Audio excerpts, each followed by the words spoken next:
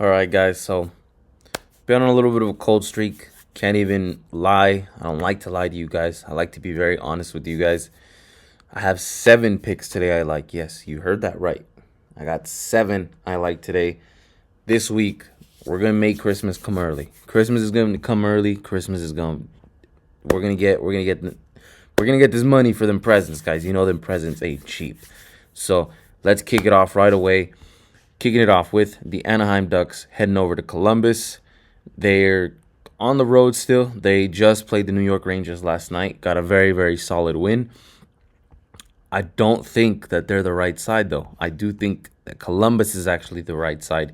You guys know how I am with trying to catch falling knives and actually catching falling knives. Like I said, I'm not arrogant about it. I just know I can catch falling knives, especially when I haven't been too much on the knife I'm trying to catch. Columbus, we've been on them a few times.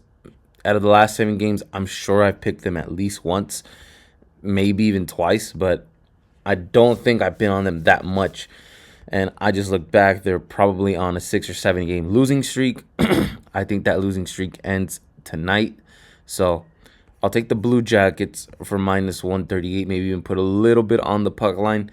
But I do think Columbus is the winning side for tonight for this game. I think that Anaheim being on the road, I think that affects them. I think they're a lot better at home, but this is a good all-around team no matter what.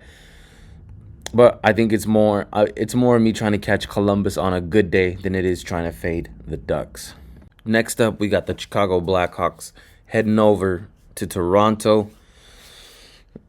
This spot, guys, is more of me just taking advantage of Connor Bedard not being there. He's going to be out for the rest of the month. Probably won't get any more updates on him. Any good updates, at least. Bad, good.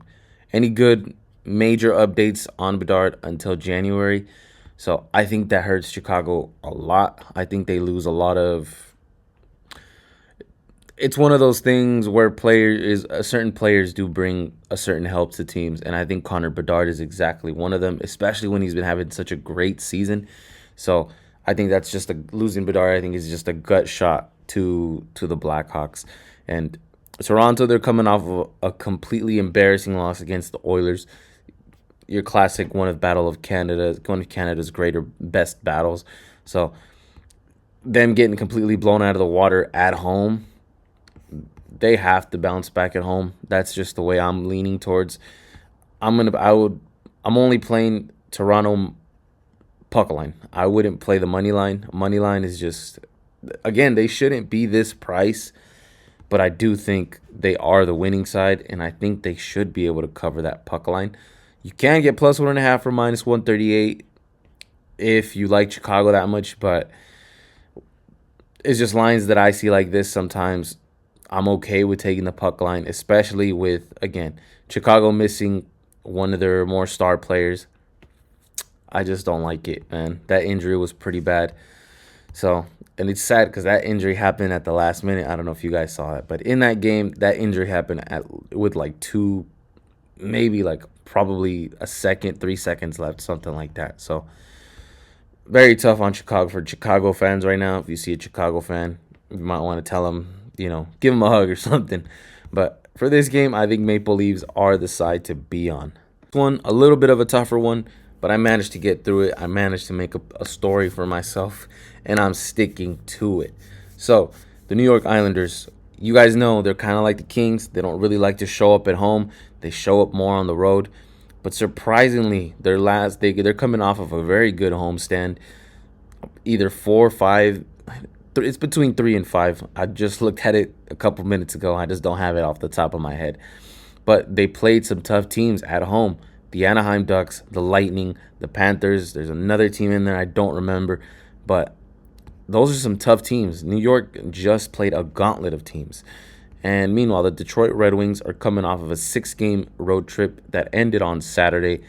Now it's Tuesday. They're back at home. Had time to get adjusted to the time zones, all that good stuff.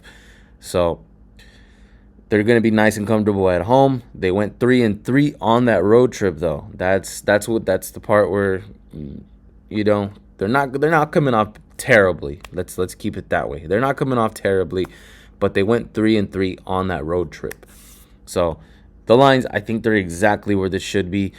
If you like Detroit playing better at home, you can go for that if you really want to be on Detroit. But I like the Islanders. I like the Islanders coming off of some solid wins. They kind of held their ground down. They kind of held that home advantage down and managed to get some very good wins. I know they beat the Anaheim Ducks for sure. They beat the Lightning. So they played just much better competition. And now going on the road where they've really been better the whole year, it's just as far as recency bias, the Islanders have won at home. But overall, they played their much better hockey on the road. So I like the Islanders here. I think I'm getting a good price with them for how both of these teams have been playing. So Islanders, I'm pretty sure they're just a dog simply because they are on the road. That's my story. I'm sticking to it. And I'm sticking to the fact that they just have played a gauntlet of teams. Detroit's not a pushover, but I think they're used to playing probably the same level of competition, if not better. One good thing that the Canucks had going on for them, one of the only reasons I really liked following the Canucks was because of Quinn Hughes. But now that he's traded, I'm pretty much ready to just fade Vancouver the rest of the season.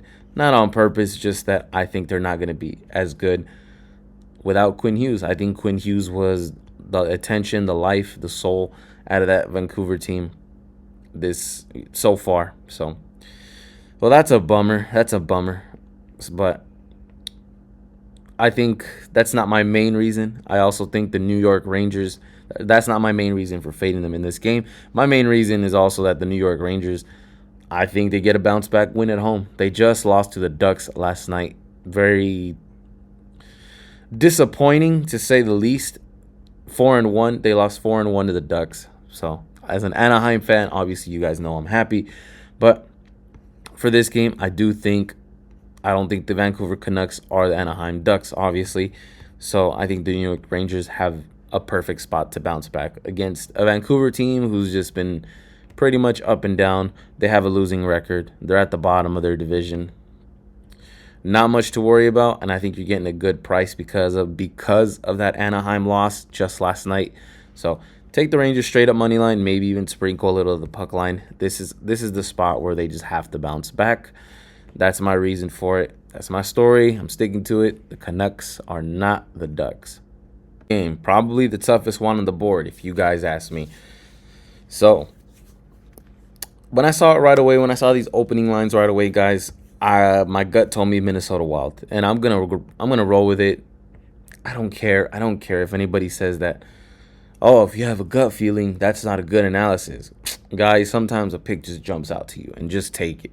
So if a pick jumps out to your eyes, just take it. That's what I do sometimes, and I'm all right with it. Some of them have been some big winners sometimes. So this one, the Minnesota Wild jumped onto me, and you guys know I haven't been on the Minnesota Wild all that much this whole season anyway. So I like them here at home. I think the prices are exactly where they should be because the Capitals is one of those teams, one of the tougher teams of the East Coast. So I'm surprised to see them a little bit as an even money dog against the Wild, but I'm also not, because the Wild have been playing excellent. Even before they acquired Quinn Hughes, one of my favorite players that I've just been liking to follow this season. He really caught my attention this season how he was performing with Vancouver. So surprised to see them with the Wild. I thought he was gonna go to the Devils, if I'm being honest. With his brother. But the Wild, even before they acquired Quinn Hughes, they were playing really good, and then I managed to watch a good amount of his debut with the Wild. Excellent game. Just an excellent game from Minnesota against the Bruins. So I like the way Minnesota's going. I think the acquiring Quinn Hughes was a very excellent trade, and obviously the most shocking one so far of the season. So give me the Minnesota Wild for -120. I think it ends up being a very close defensive game. So I don't think any puck lines are going to be covered here, at least not by 2 goals. But, of course, this is hockey. Anything can happen. But I like the Minnesota Wild side tonight. You guys know I haven't been on Minnesota too often, so hopefully it pays off this time. It was the only pick that really jumped out, and I said, okay, I got to be on that. So Minnesota minus 120. Last two picks I have for you guys are going to be pretty simple. It's mostly going to be a play on the numbers. That's about it, really. I can't give you guys much analysis other than that because the price is crazy to me. It's something that I have to look the other direction. Calgary, I know they got some recent wins, but they should not be a minus 135 favorite against the Sharks. I know the Flames are bad, but the Sharks are not as bad as the Flames. Not even close, if you ask me. So I'll take the Sharks for plus 115.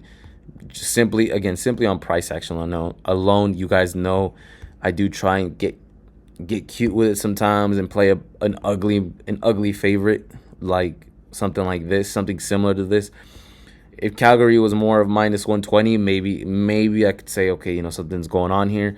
But minus 135 for Calgary, I'm not paying that to find out. So I'm good on that. Give me the Sharks for plus 115. I think this is a spot where Calgary can clearly let you down. I don't even think they've been a favorite. I don't think they've been an on-the-road favorite at all this season. I think this is the first time I see it, and I'm just not going with it. So Sharks plus 115. Pick of the night, guys. And again, this is simply a play on the number. I've already seen these heavy favorites not come through sometimes. I've seen these heavy favorites just be somebody's parlay buster. Again, I don't really parlay too much like that. And when I do parlay, I don't like putting these big favorites because it's usually these big favorites anyway that end up breaking my own heart. So we're staying away from big favorites, and we're just going to go with the big underdog. Because where there's a big favorite upsetting, hey, the dog has to be on the other side. So not only that, a little bit of a travel spot for Colorado, nothing crazy. West Coast. So it's not like an insane travel spot. So Seattle has been at home comfortably, but they're plus 230, and I don't think they should be. I think that's insane for Seattle. It's not like Seattle's completely terrible. We've seen Colorado lose to the Predators. So anything can happen in this game. Remember, in this sport, remember that, guys. And more often than not, yes, Colorado is the big favorite that continues to win. So I am going to acknowledge that. But for the most part, big favorites do let us down. And you're going to find plenty of spots, plenty of big favorites that will disappoint you throughout the season. So I'm giving it to you guys so we can all take a shot on it together. Obviously, it's my least confident out of all 7, and that's why it is number 7, because this is my least confident pick of the day. But it is also the biggest underdog that I have on today. So give me Seattle for plus 230, and let's get that Christmas money, guys, because these presents are not cheap.